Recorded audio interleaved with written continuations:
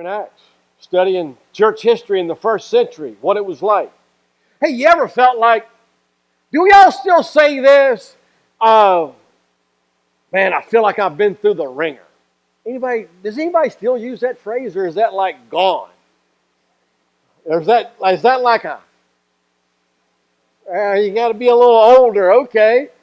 Yeah, we used to say that. I guess some of you don't. Been through the ringer. I mean, it's kind of like, you know what that says? That says, I need a little time.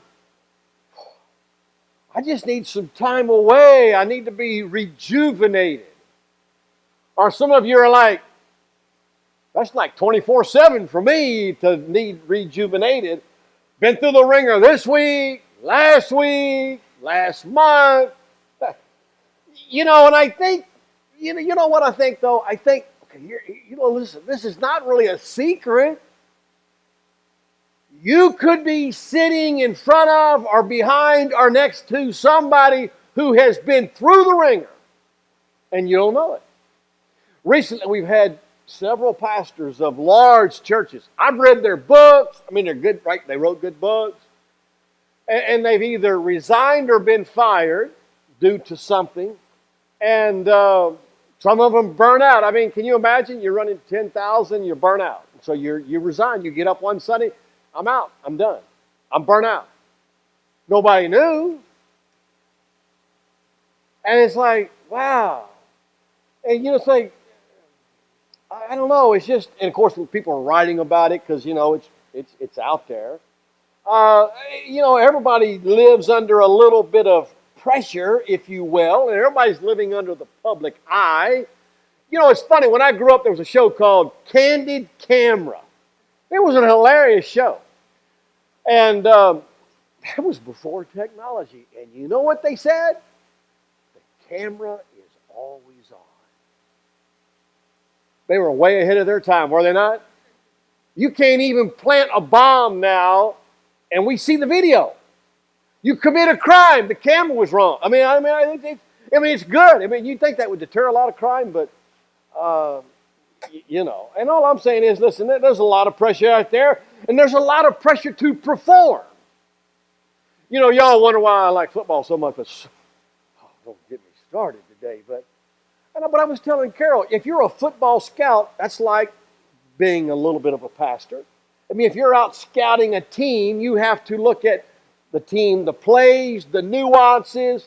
That's what you do when you study a passage of Scripture. Anyway, I don't know. I think of Kirk Cousins, if you're a Redskin fan.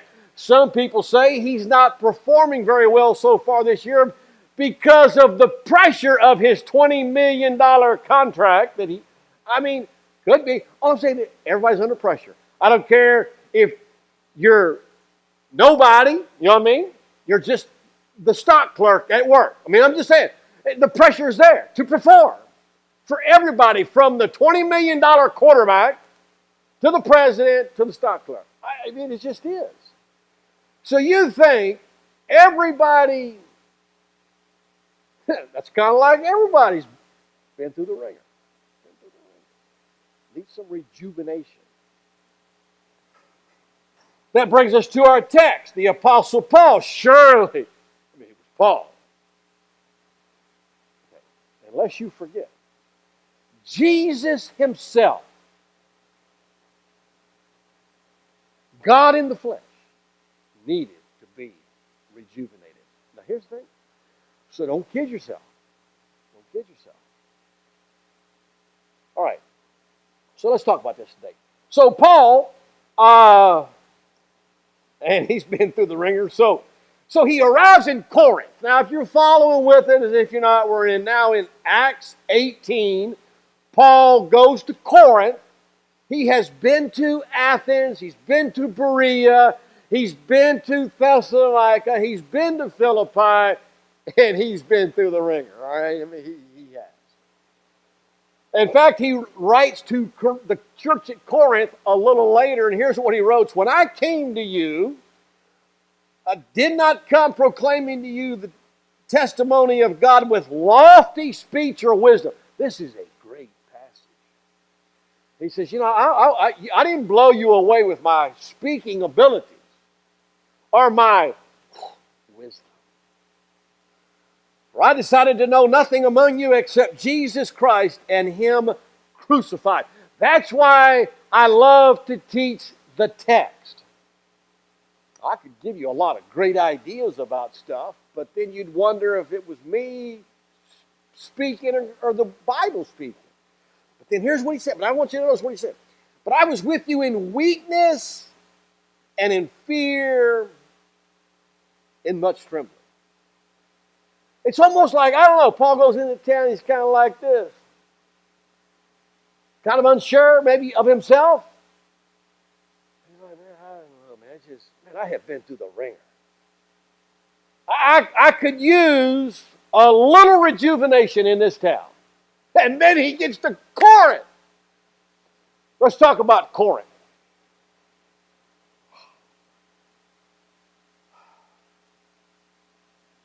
It was quite the town. Let me throw this in.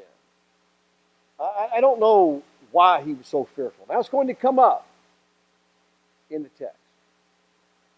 But I heard when Jerry Jones bought the Dallas Cowboys for almost $1 billion or $800 million, he said if you had been sitting in the restaurant eating a meal with him, you would have seen him holding his glass of water with two hands because he was trembling so much. Wow. So all I'm saying is, everybody you know, from Jesus to the president, to the owner of a football team, to a quarterback, to the stock person, man. Okay, so he goes to Corinth. He's alone. Alone. We'll come back to that. He didn't have any money. That'll take the wind out of your sails right there, wouldn't it? Huh? And then, I don't know why it is, but he has been abused by people in the church. You know, it's interesting. Charles Wyatt's not here today. We were having a conversation the other day about somebody we know, and he said, well, you know, we were talking about this guy. And he said, yeah, this guy caused problems in another church. And, you know, why? Now, I just want you to think, because I've seen it in the church too. Why would a believer try to hurt a church, the body of Jesus? I mean, would you walk up to Jesus and smack him? Huh? The church is his body. But it happens. It's the craziest thing. Now, I want you to just feel how Paul feels. I just want you to know. So he arrives in Corinth. He's alone. Now, Corinth was destroyed around 146 BC, kind of out of revenge. You know, revenge is a horrible thing. So it kind of laid waste for a while until Julius Caesar came along 100 years later in 46 BC and rebuilt the city. Now, if you go to Corinth today, and I've been there, and I don't have any pictures for you, but that's okay. I got a lot of pictures, I just don't have any to put up. And but it's an incredible place because modern Corinth is 3 miles away from ancient Corinth. So when you go to ancient Corinth, it's preserved, you know, fairly well. Ephesus, the most well preserved of all the ancient cities in the Bible. Corinth, pretty good. You can still see quite a few things. And so you go to Corinth, and just outside ancient Corinth is this huge hill, it's like 1,000 feet high, and up there was a temple to the goddess of love. And in that temple were 1,000 prostitutes. Now, Corinth was like on the water. But, okay, boy, I apologize. I should have had this picture. Maybe you could Google it real quick. Just go on Google Maps real quick. So he goes, he's in Athens, and I'll draw it backwards so you see it the right way. So he's in Athens. He goes 50 miles, kind of like, not straight across, but you know, so he comes to Corinth. Now, when you go to Corinth, if you were to go, you would go over a canal. Now, that canal did not exist in those days. Today, now they can run ships through there, and it's not very long, or not very, very wide. And so, but what would they do? They bring boats to the north or the south, and then they would take the cargo taken across land. So Corinth was like a commercial center, a seaport center. And what do you have in seaports? You have sailors. Now there's a reason they say, boy, he cusses like a sailor. Sailors were a rough crowd. So Paul gets there. You're in a commercial center. I don't have to tell you that during the Super Bowl, prostitution goes up, sex trafficking goes up. It's just amazing. Whenever you have big events, it could be the Republican convention, the Democratic convention. It just does. So I want you to get the picture in ancient times how corrupt the city was. So there's a temple, 1,000 prostitutes. So at nighttime, you know where they went? They came down into town. That's the kind of place Paul was going to. Now he's alone, and he's a missionary on a journey, and he's going to try to reach people for Christ in that environment. You kind of get the idea of how he feels? So, let's get into the text.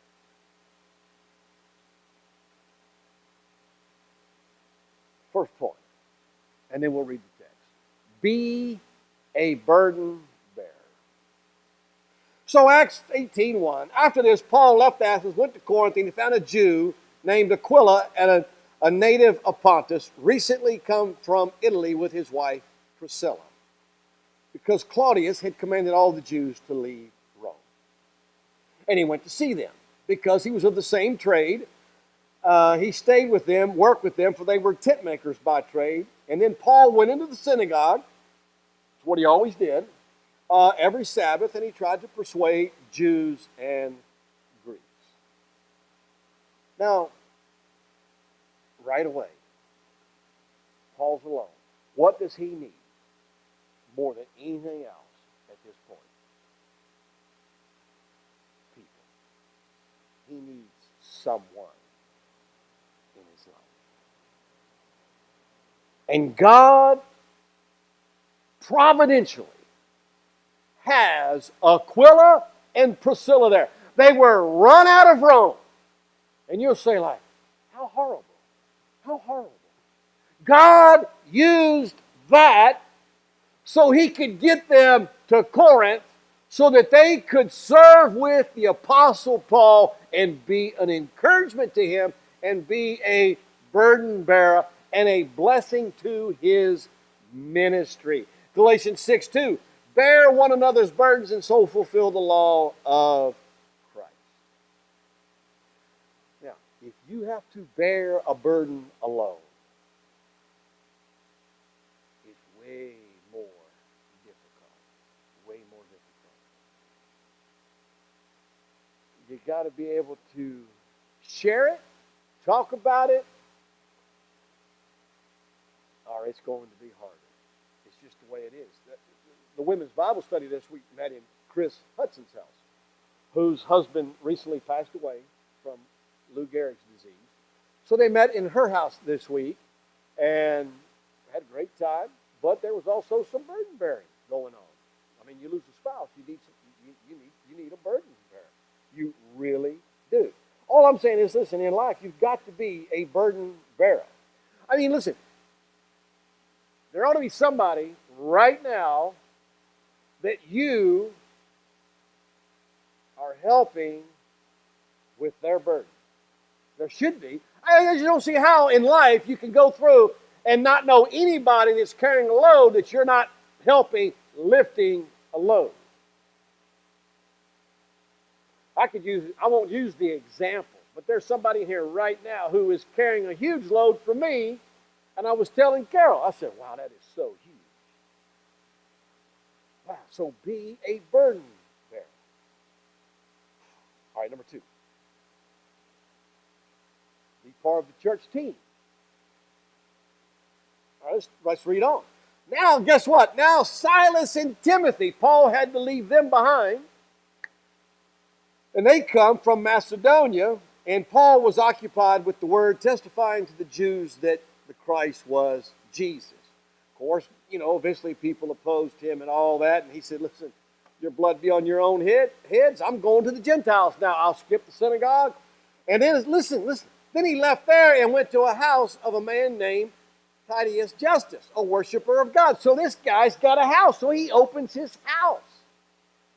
Aquila and Priscilla opened their house. Paul stayed with them, evidently, even worked alongside them to learn some extra money until Timothy and Silas came and brought a financial gift from the church at Philippi.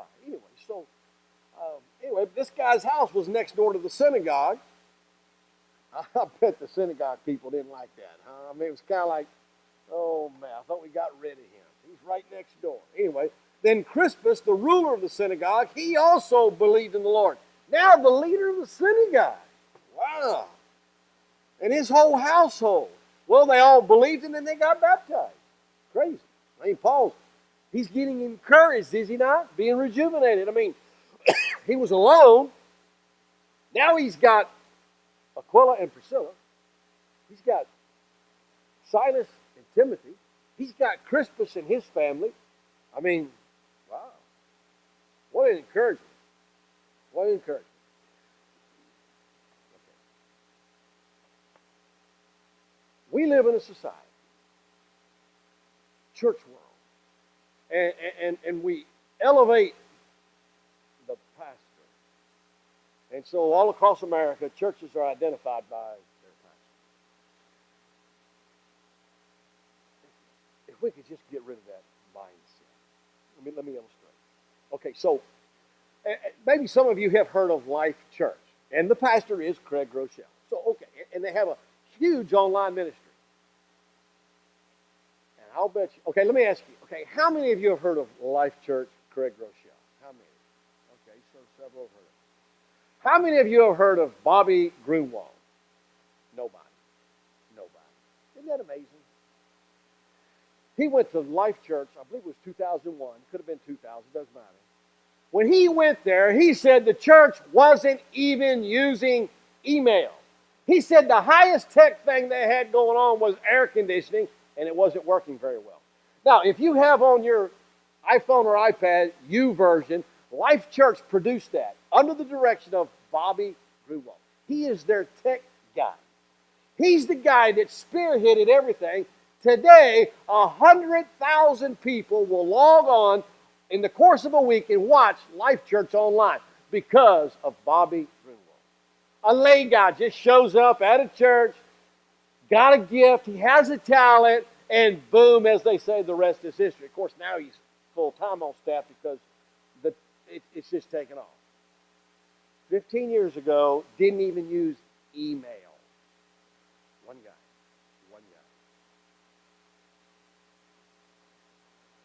We had a guy go here, and he's moved away. He's about an hour away, and you know, we became friends, and he had an interest in doing video. Now, let me show you what he did, and then I'll say something. So if we could run the video, and then I'll come back and say something. All right. This is just what a guy in the church did years ago.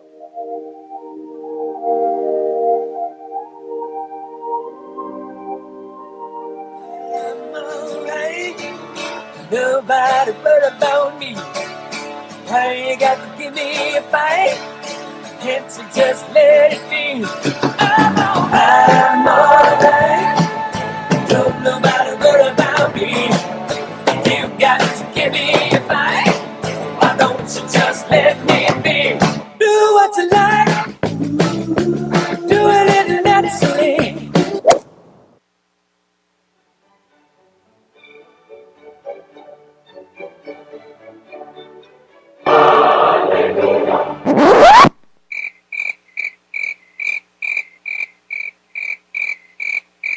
One is the loneliest number that you'll ever do. Two can be as bad as Here's what happened. I was It's teaching on community and connecting and all that, and he was going to the church and told me, he says, hey, let's go out to the golf course. And I mean, he told me what to do, how to stand. He's got the camera. He's on the ground. I mean, he's taking all these angles. And then he says, I'll put something together, and then he puts it together. Now, here's the deal. I couldn't do that. You see, every church We could be doing something in 3 years that we hadn't even thought about today because we don't have the person. But God providentially can send people at the right time, and then you can be doing things.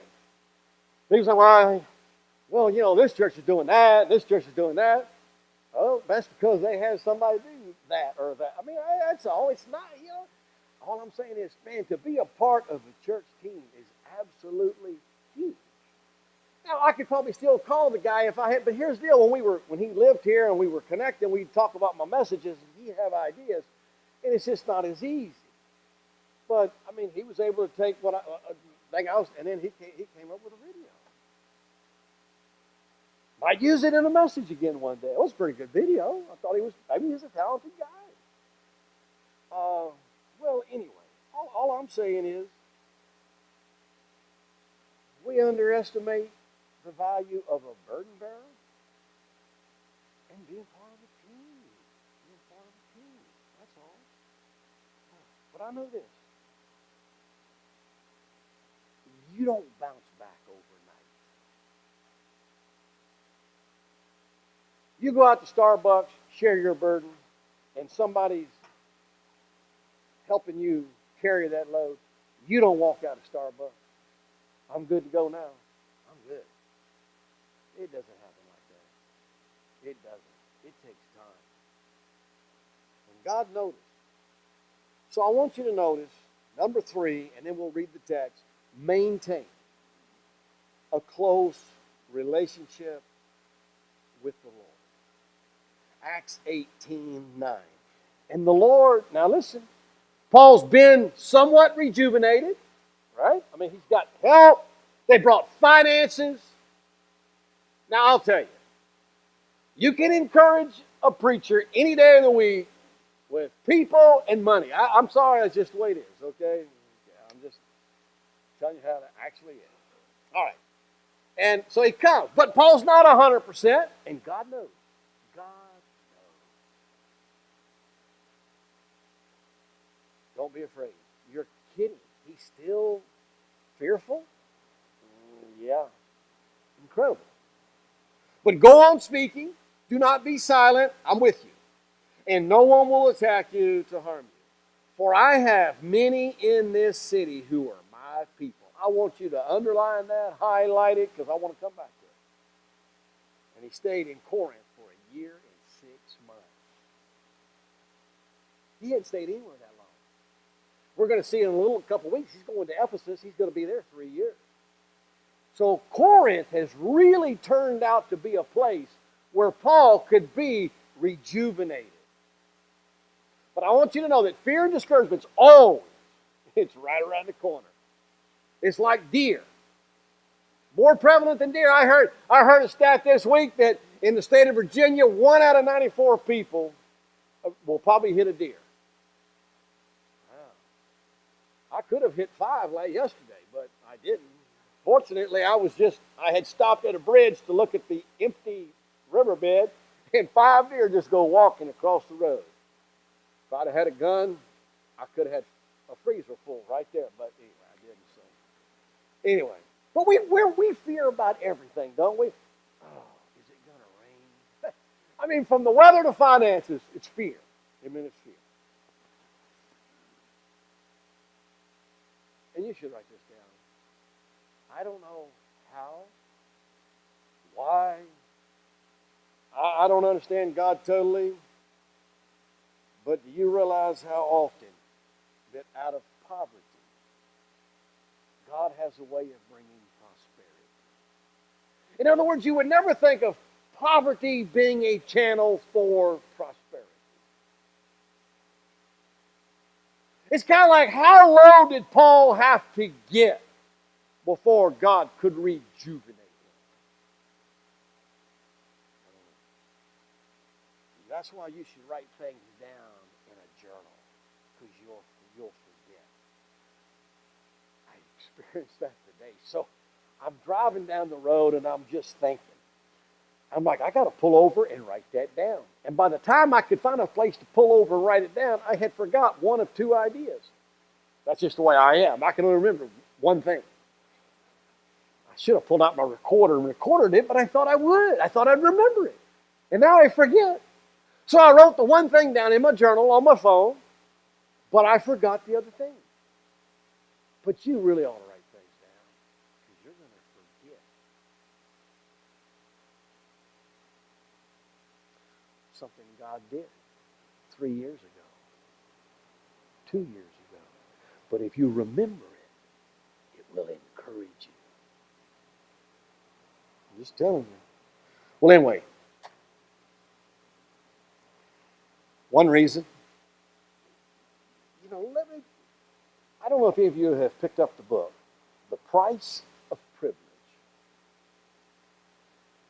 This woman, the woman who wrote it, she's a psychologist, and she's a psychologist, counselor, in an area where people are filthy rich.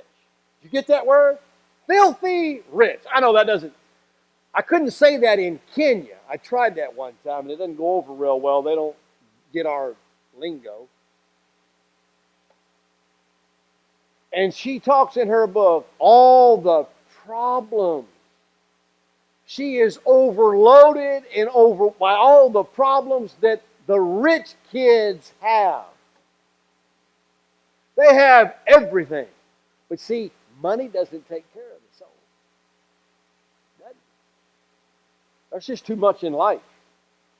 Too much. You can't medicate the soul with sex, power, money, status, positions. You just can't. And so they have to resort to all kinds of crazy behaviors, from cutting to suicide. Anyway, it's kind of like taking Tylenol for a cavity. Oh, it might help for a moment. It's not going to fill the hole in your tooth. That's why Jesus said we've got to continually share Jesus. He said the harvest is plentiful, but the laborers are few. Therefore, earnestly pray to the Lord of the harvest that He'll send out laborers into the harvest. Paul, listen, I've given you a little background of the city of Corinth. You know there were a lot of issues going on. And the only way they could be addressed is through salvation in Jesus Christ. And that's why God told Paul, I've got a lot of people in this city. I wonder if you wake up every day thinking there's somebody out there God wants me to reach. Me to reach. Because God has a plan and a purpose for every single life. Yours included. So stay close. What if you were to bail on Jesus before He bestowed?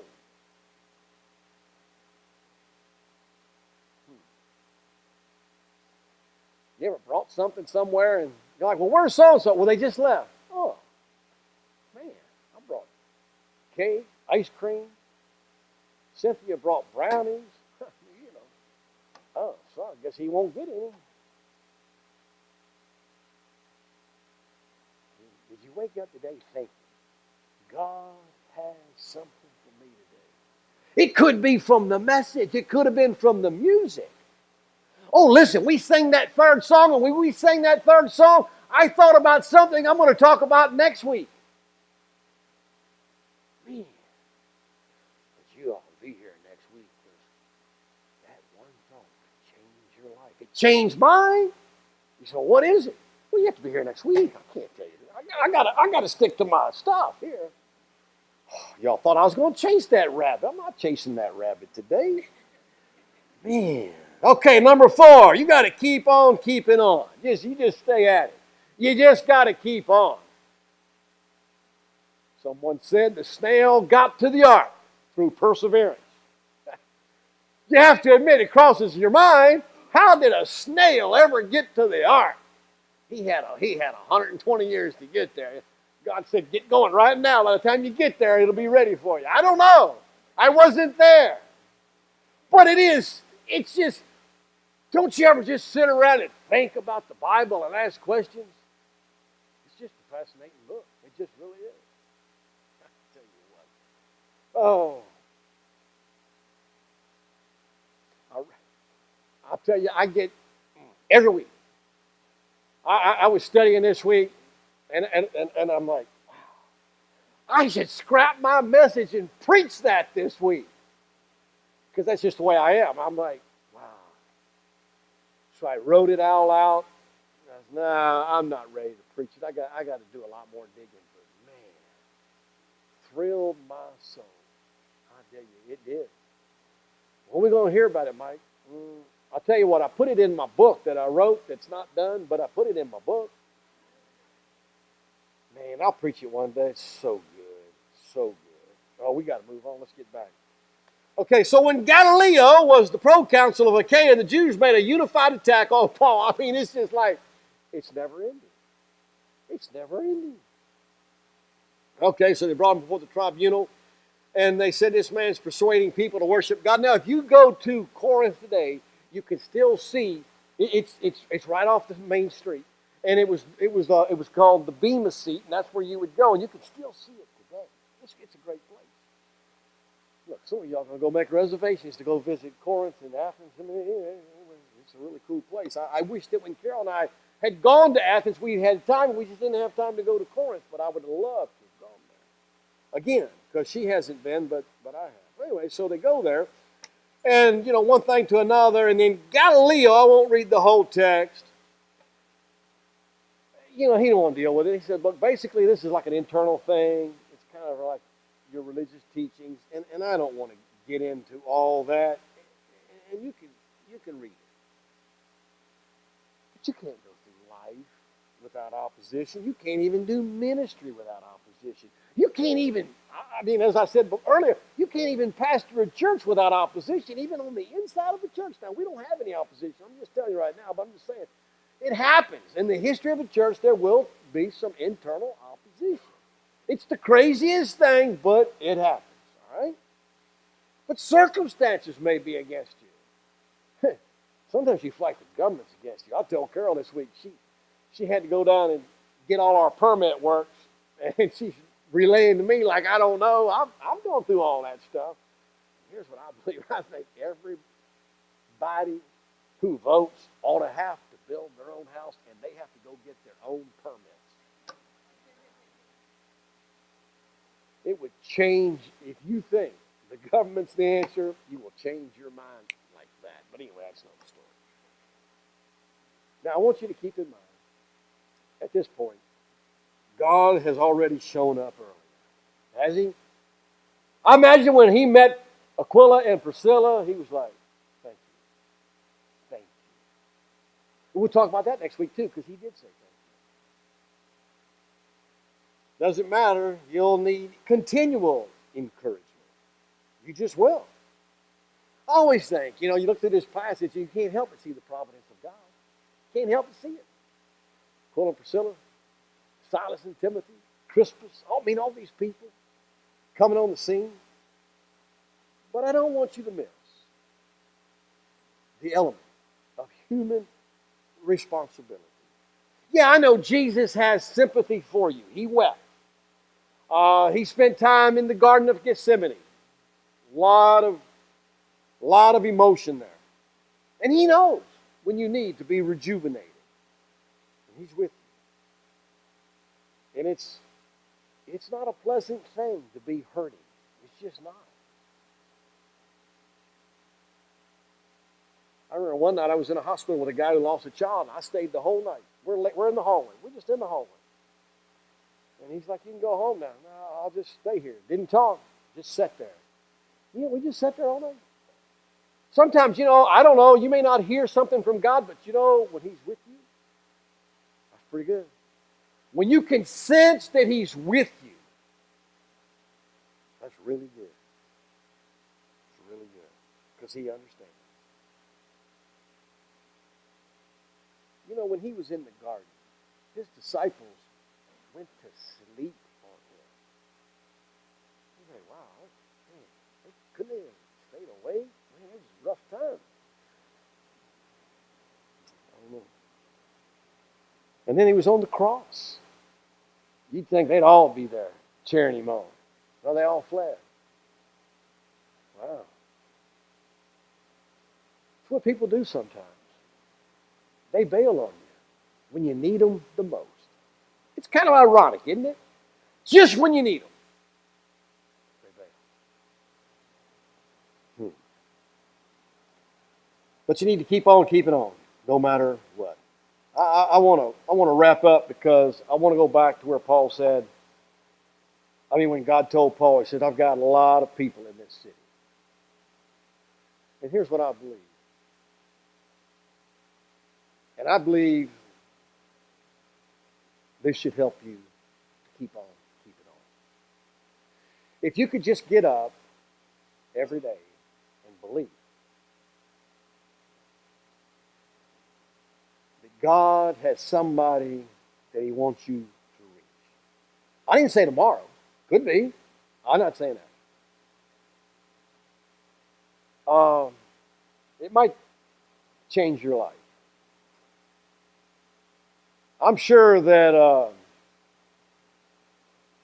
most of you, even if you follow sports, baseball, and all that, have never heard of a guy by the name of Butch Wiccan. Now, your first thought probably is he should have changed his name. So let's call him Butch. Now, you've never heard of Butch. In fact, he played minor league baseball in Clinton, Iowa on a single A team. Now, in the minor leagues, you have single A, double A, triple A, single A.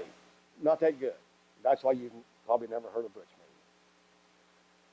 Well, later on, here's what a teammate said about this guy. And I'll just kind of read what he said. He said, he intrigued me. This is what the guy wrote. When the rest of us were out having a good time, he was relaxing, reading his Bible, staying sober. He was a nice guy. We kidded him about being religious, but he wasn't obnoxious about it. He didn't condemn anybody or corner them or preach at them. He just didn't let them interfere with his own conviction. So on the team bus, single A, not much money, so they didn't have nice buses. Okay, and this was back like 35, almost 40 years ago. This guy would try to sit under a light that was working so he could read his Bible. That's all he was doing. He was just being a faithful believer. That's all he was doing, just reading his Bible. And I asked him what he saw in it, and he said everything. Everything. He said, it's God's gift to man. It tells me how much he loves us and how we can know him.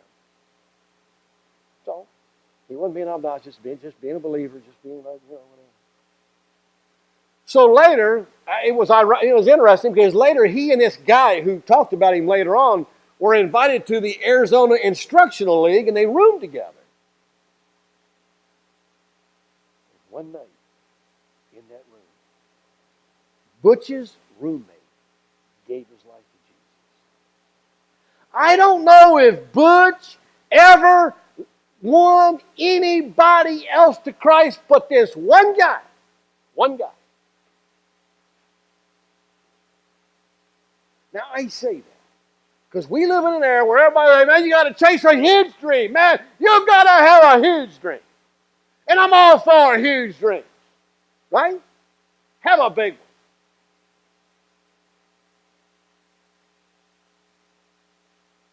But what if reaching one person?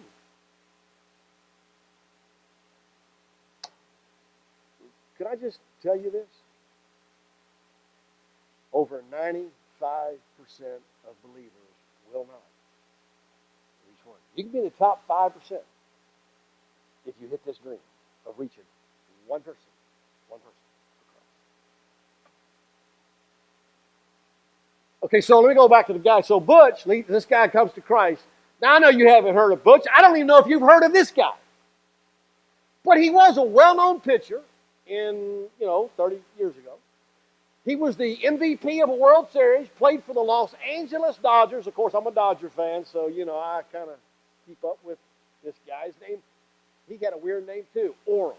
O-R-E-L. Hershiser. All right? So he becomes a believer, and he literally influenced millions ask you. Butch influenced one. No, he didn't. No, Butch influenced millions. That is about as big of a dream as you could ever have, right there. But you know what? He just believed that he would just keep on keeping on. He just did stuff Christians do. Read his Bible. Opportunity came up. He answered questions or whatever. I mean, can you imagine? Can you imagine?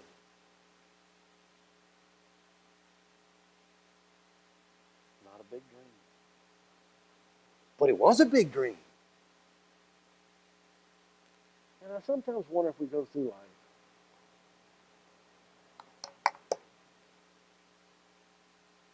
chasing the wrong dream.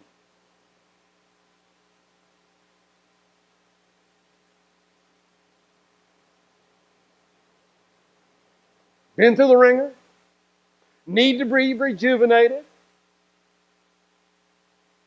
Burdens are lifted by people, by money, and still didn't do it all. And God says, I know, Paul, you're not there yet. I just want you to know. This should encourage you. There's some people in this city you're going to reach. And Paul stayed for a year and a half because that's where he found rejuvenation. He just kept on keeping on, tried to reach somebody. Wow. I mean, he didn't know when he went in the synagogue he was going to reach Crispus and then got his whole household. And I could go on and on about some other names, but I don't have time today. All I'm saying is, it's great to chase a huge dream. But I want you to just back off a little bit. And just keep on keeping on. But I want you to get up every day thinking, there's one person. I just want to reach one. And that right there will put you in the top 5% of all believers. One. Just one. One is huge. That might be the biggest dream. Well, it's the biggest dream of 5% of believers. Let's never forget. That was God's dream when he sent Jesus to earth to die for the sins of mankind, that he would reach people. And Jesus himself says, the value of one soul. One soul. Huge. Huge in God's sight. Now that will rejuvenate